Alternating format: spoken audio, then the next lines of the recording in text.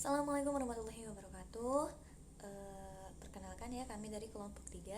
Di sini kami akan mempresentasikan mengenai kepribadian dan juga nilai.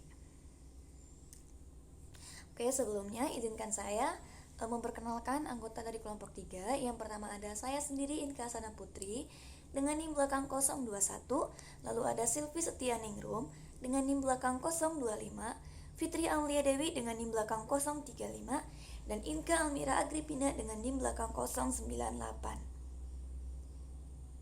Oke, ada beberapa yang akan kita bahas di materi kali ini ya. Yang pertama ada kepribadian, lalu nilai, yang ketiga ada mengaitkan kepribadian dan nilai-nilai individu di tempat kerja, lalu yang keempat ada nilai-nilai internasional. Oke, yang pertama di sini yang akan kita bahas mengenai kepribadian. Jadi untuk kepribadian ini banyak sekali para ahli yang mengatakan pendapatnya mengenai kepribadian. Nah, di sini saya mengambil dua ya. Yang pertama ada menurut Gordon Allport dan yang kedua menurut Huber. Nah, Gordon Allport di sini mengatakan kepribadian itu merupakan jumlah total dari cara-cara di mana seseorang individu itu beraksi dan juga berinteraksi dengan orang lain. Nah, sedangkan menurut Huber, kepribadian itu merupakan gabungan keseluruhan ciri atau sifat yang tampak pada diri seseorang. Nah, untuk kepribadian sendiri itu pastinya dimiliki oleh setiap individu. Yang mana kepribadian inilah nantinya yang akan mempengaruhi kita tadi dalam beraksi, berinteraksi, sifat kita ketika kita bersama dengan orang lain, ketika kita berinteraksi dengan orang lain gitu. Nah, lalu kepribadian ini juga nantinya yang akan mempengaruhi seberapa baik kita dalam melakukan suatu pekerjaan. Selanjutnya mengukur kepribadian. Nah, untuk mengukur kepribadian ini bisa dilakukan dengan dua cara. Yang pertama bisa melalui survei laporan diri, dan yang kedua bisa melalui survei peringkat pengamat. Nah, untuk survei laporan diri di sini itu individu yang akan mengevaluasi dirinya sendiri dengan serangkaian faktor. Nah, untuk survei laporan diri ini memiliki kekurangan. Karena apa? Karena di sini ketika seorang individu mengetahui survei mereka akan digunakan untuk suatu keputusan rekrutmen, maka otomatis kemungkinan besar individu tersebut akan melakukan kebohongan atau hanya menampilkan kesan-kesan yang baik saja. Selanjutnya ada survei peringkat pengamat. Nah, untuk survei peringkat pengamat ini biasanya dilakukan oleh seorang rekan kerja ataupun pengamat lainnya dalam melakukan suatu pemeringkatan. Nah, untuk survei peringkat pengamat ini bisa dikatakan lebih baik daripada survei laporan diri. Tetapi ketika kita ingin melakukan suatu keputusan rekrutmen, ada baiknya menggunakan dua survei tadi. Yang pertama survei laporan diri, yang kedua survei peringkat pengamat, agar nantinya bisa dilakukan perbandingan di antara dua survei tersebut. Nah, lalu di sini mengapa sih kita itu perlu yang namanya mengukur kepribadian khususnya bagi seorang manajer. Nah, jadi di sini tujuan kita untuk tujuan seorang manajer itu untuk mengukur kepribadian untuk mengambil suatu keputusan dalam melakukan suatu rekrutmen. Karena apa? Karena kan kepribadian setiap individu itu berbeda-beda itu. Jadi nantinya di sini bisa membantu seorang manajer untuk memprediksi siapakah individu yang cocok untuk sebuah pekerjaan, untuk suatu pekerjaan ini itu tadi gitu. Selanjutnya ada faktor-faktor penentu kepribadian. Nah, di sini ada dua faktor ya. Yang pertama ada faktor hereditas, yang kedua ada faktor lingkungan gitu. Nah, untuk faktor hereditas sendiri itu merupakan faktor utama dalam menentukan suatu kepribadian manusia. Nah, untuk faktor hereditas itu juga bisa disebut sebagai faktor keturunan. Karena apa? Karena adanya gen yang diturunkan dari orang tua kita kepada keturunannya, kepada kita gitu. Contohnya seperti sifat-sifat kedua orang tua kita. Apabila orang tua kita memiliki sifat yang keras kepala, ada kemungkinan besarnya sifat tersebut akan menurun kepada keturunannya. Oke, yang selanjutnya ada faktor lingkungan. Nah, untuk faktor lingkungan ini itu bisa dipengaruhi oleh norma-norma keluarga, teman bergaul kita, kelompok sosial kita, dan lain-lain. Nah, yang mana apabila individu tersebut tumbuh di lingkungan yang baik, ramah, dan juga nyaman dan juga bersahabat, maka kemungkinan besar kepribadian kita pun akan individu tersebut akan menyerupai kepribadian yang ada di lingkungannya. Selanjutnya ada indikator tipe Myers-Briggs. Jadi indikator tipe Myers-Briggs ini itu merupakan suatu indikator yang mana di sini akan ada tes kepribadian. Tes kepribadian di sini akan ada 100 soal, 100 pertanyaan. Nah, 100 pertanyaan ini nantinya akan menggambarkan bagaimana seorang individu tersebut merasa dan juga bertindak dalam keadaan situasi tertentu. Nah, di sini ada 16 tipe yang diklasifikasikan menjadi 4 klasifikasi. Yang pertama ada extrovert versus introvert, yang mana extrovert di sini individunya cenderung ramah, pandai bersosialisasi, dan juga percaya diri. Sedangkan introvert individunya cenderung tenang dan pemalu. Nah, yang kedua ada perasa versus intuitif. Tipe perasa di sini individunya cenderung praktis serta memilih rutin sesuai dengan urutan. Sedangkan tipe intuitif, dia individunya bergantung pada proses dan melihat pada gambaran besarnya saja. Selanjutnya ada tipe memikirkan versus merasakan. Tipe memikirkan di sini individunya cenderung menggunakan penalaran dan juga logika dalam menangani suatu masalah. Sedangkan tipe merasakan di sini individunya cenderung berpegang pada nilai-nilai dan juga emosi pribadi mereka. Yang terakhir ada menilai versus menerima. Tipe menilai di sini individunya menginginkan kendali dan juga memilih urutan dan struktur. Sedangkan menerima di sini individunya cenderung fleksibel dan juga spontan. Di sini ada contoh ya, misalnya seseorang tipe kepribadian introvert, intuitif, memikir dan juga menilai itu biasanya dimiliki oleh seseorang yang visioner. Nah, orang yang visioner ini itu merupakan orang yang biasanya memiliki pemikiran yang asli dan juga dorongan yang kuat atas suatu gagasan gitu. Nah, yang mana orang yang memiliki tipe kepribadian ini, orang visioner ini, itu biasanya dicirikan sebagai orang yang skeptis, lalu dia biasanya kritis dan juga independen dan tekun. Nah, seringkali juga tipe visioner ini itu memiliki sifat yang sombong gitu ya. Nah, itu tadi indikator tipe Myers-Briggs dan juga contohnya. Selanjutnya akan dilanjutkan oleh teman saya Sylvie Setianingrum. Model kepribadian 5 besar. Yang pertama, ekstraversi. Ekstraversi ini yaitu menampilkan level kenyamanan kita di dalam suatu hubungan. Karakteristik dari ekstrovert adalah percaya diri, mampu bersosialisasi dan ekspresif. Yang kedua yaitu keramahan, yaitu merujuk pada kecenderungan seorang individu untuk memahami orang lain. Ciri-cirinya yaitu ramah, kooperatif, hangat, dan mempercayai. Yang ketiga yaitu kehati-hatian. Dimensi kehati-hatian ini adalah sebuah ukuran reliabilitas. Orang yang sangat hati-hati memiliki karakteristik bertanggung jawab, dapat diandalkan dan teratur. Yang keempat, stabilitas emosional. Di sini, orang dengan stabilitas emosional menunjukkan kemampuan seseorang untuk menghadapi stres. Jadi, orang dengan stabilitas emosional positif, tinggi, cenderung tenang, percaya diri, dan aman. Yang kelima, yaitu keterbukaan pada pengalaman. Dimensi keterbukaan pada pengalaman mencakup kisaran minat dan ketertarikan atas inovasi.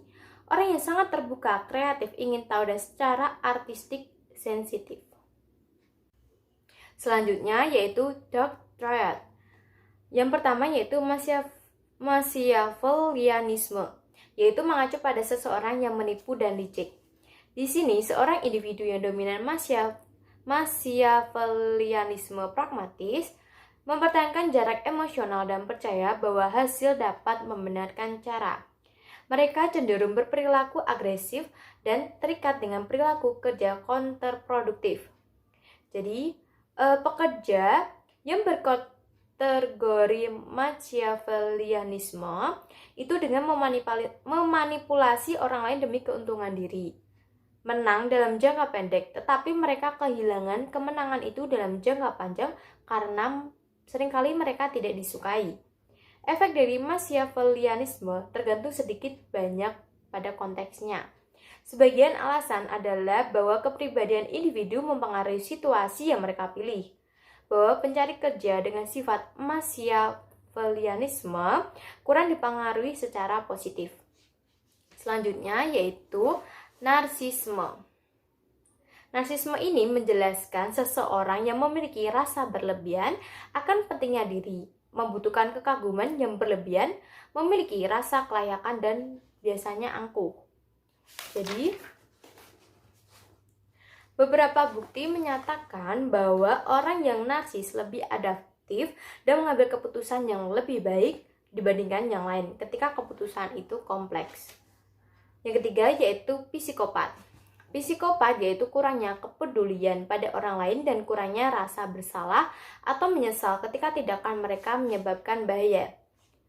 Ukuran atas psikopat mencoba untuk menilai motivasi seseorang untuk mematuhi norma sosial, kesiapan untuk menipu untuk memperoleh hasil yang diinginkan, dan efektivitas usaha-usaha itu.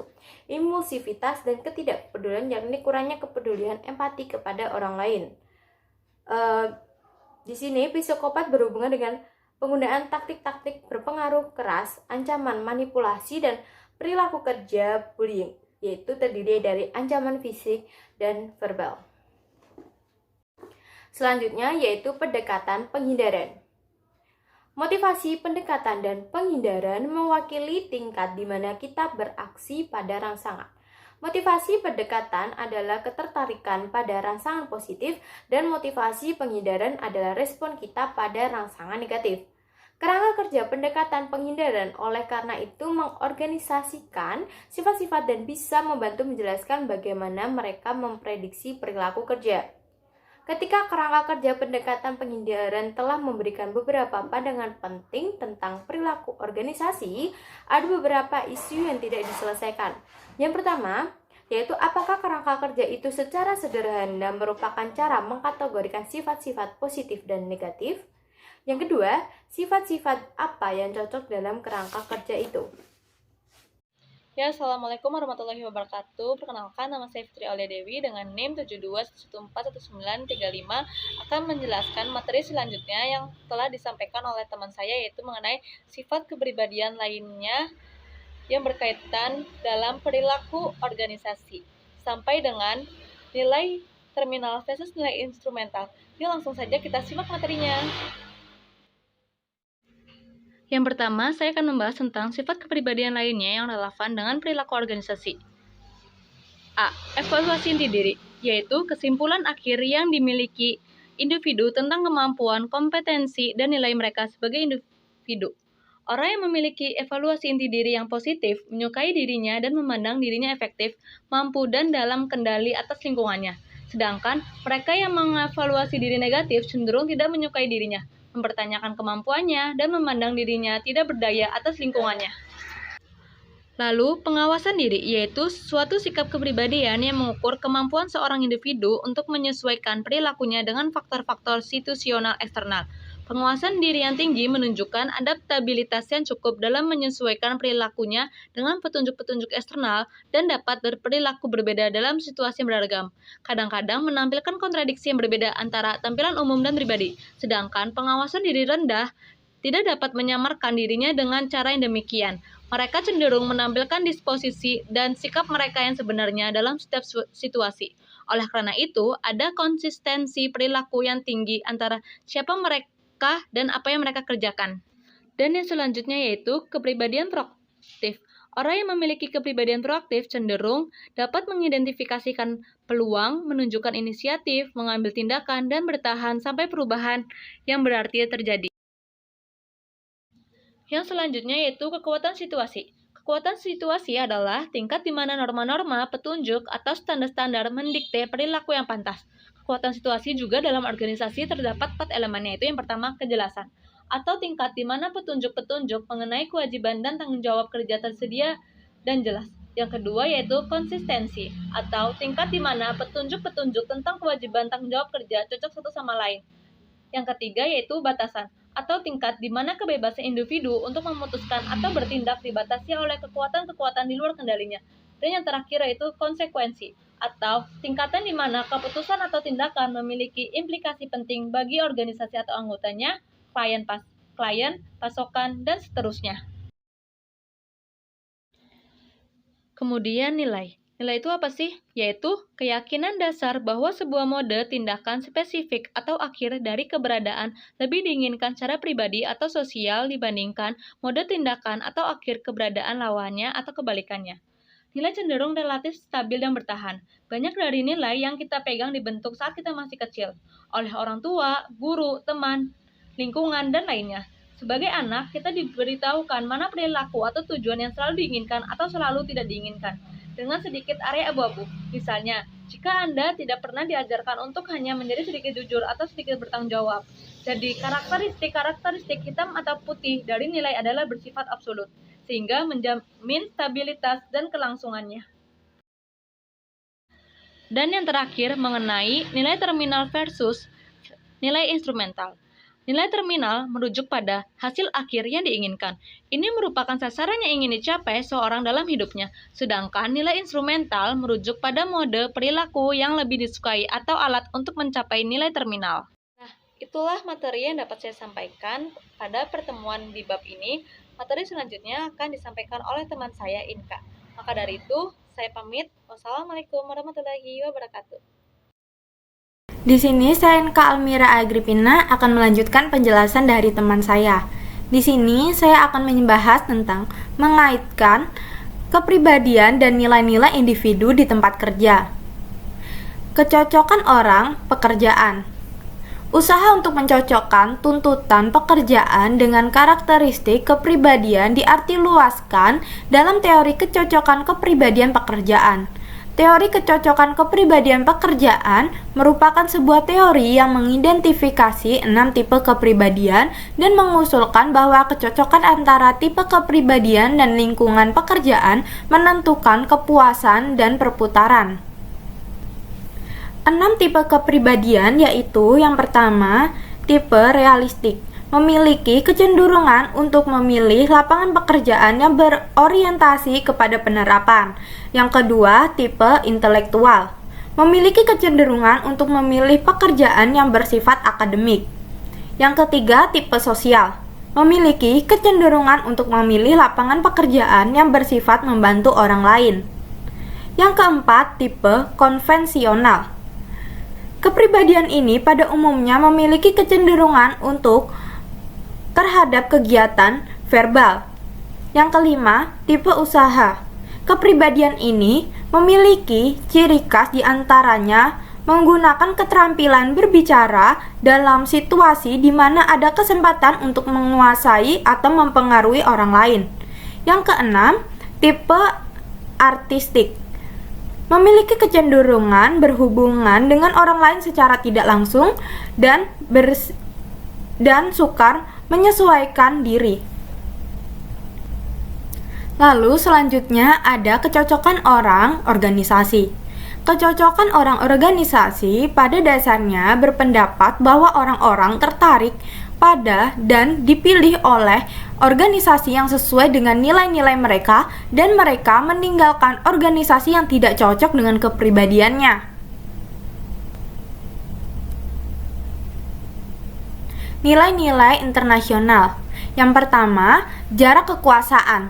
Tingkat di mana orang-orang dalam suatu negara menerima bahwa kekuasaan dalam institusi dan organisasi menyebar tidak rata. Yang kedua, individualisme versus kolektivisme. Individualisme adalah tingkat di mana orang-orang lebih memilih untuk bertindak sebagai individu dibandingkan sebagai anggota kelompok dan mempercayai hak-hak individu. Kolektivisme menekankan kerangka sosial di mana orang-orang mengharapkan yang lain dalam kelompok yang menjadi bagian untuk merawat dan melindungi mereka.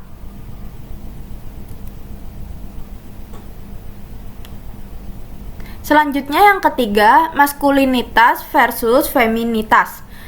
Peringkat maskulinitas tinggi mengidentifikasikan budaya telah memisahkan peran bagi pria dan wanita, dengan pria yang mendominasi masyarakat. Peringkat feminitas tinggi berarti budaya melihat sedikit perbedaan antara peran wanita dan pria, dan memperlakukan wanita sama dengan pria dalam segala hal. Lalu yang keempat, penghindaran ketidakpastian. Tingkat di mana orang-orang dalam suatu negara lebih memilih situasi yang terstruktur atau tidak struktur menentukan penghindaran ketidakpastian mereka. Lalu yang terakhir ada orientasi jangka panjang dan jangka pendek. Orang-orang dalam budaya dengan orientasi jangka panjang melihat masa depan dan menghargai kebijaksanaan, persistensi, serta tradisi. Dalam organisasi jangka pendek, orang-orang menilai di sini dan saat ini. Mereka lebih siap menerima perubahan dan tidak melihat komitmen sebagai rintangan untuk berubah.